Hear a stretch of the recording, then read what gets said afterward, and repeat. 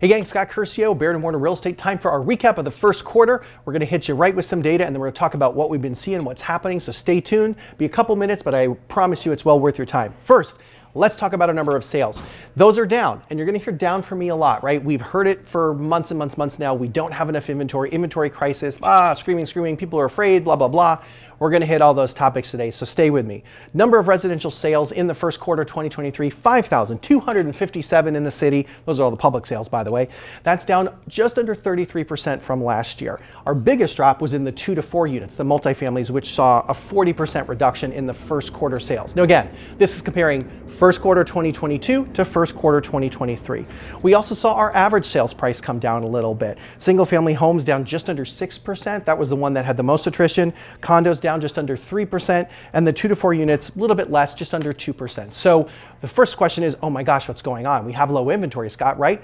I think we're seeing the result of those interest rates, right? 9 months into higher interest rates, homes are costing people more. We're seeing a little pullback, right? That said, we're still seeing a lot of multiple offers across the board. So I don't want you guys to think it's like a no man's land out there right now. We also have started to see our new listings, our under contracts, and our homes for sale ticking up a little bit. But that comes on the heels of 3, 4, 5, 6, 7 months of them going down, right? So you ask, why do we have less sales? Well, we've been losing inventory for the last, 3, 4, 5, 6, 7 months. It all plays in, right? Everything kind of tracks together. So let's talk about that. Why are people not moving, right? And this is, I think, the biggest question for us in the industry right now.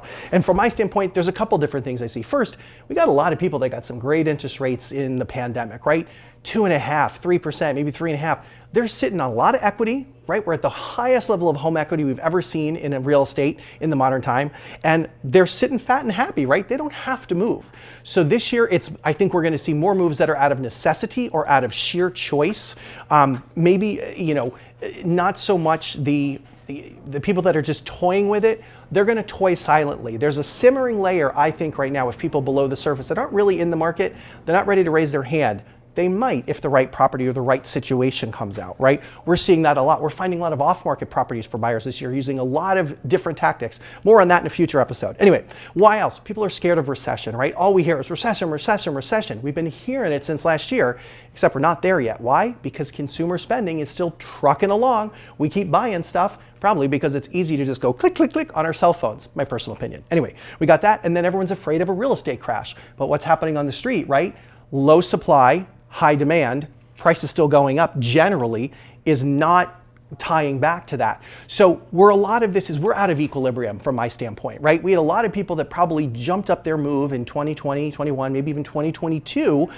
We're out of balance right now. That's not just here in Chicago, that's across the board, right? We have markets that have shot up, gone back down, blah, blah, blah. So I think there's also those people that are just like, where am I gonna go? I put my house on the market tomorrow, it's selling for the most part. And then I got to find a place, oh my gosh, I'm going to be homeless, right?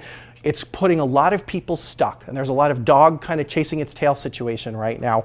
I think that's going to be a story throughout the year. And one of two things is going to happen. It's going to open back up finally, and all those people that have been wanting to move are going to say, I got to do this right now. Or they're going to say, or it's just going to be kind of consistent, kind of flat all year. What's it going to look like? I don't know, but we're going to keep telling you what's up. I'm going to leave you with one final data point here after I'm done with my orations here is month supply of inventory. We always track that. Still a seller's market. Condos at 2.3 months, single family homes at 2.6 months.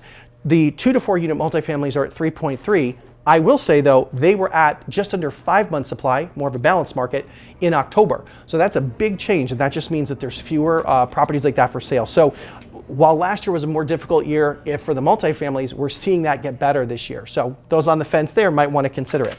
Anyway, that is what I have for you. That's the first quarter of 2023. As always, like, comment, and share.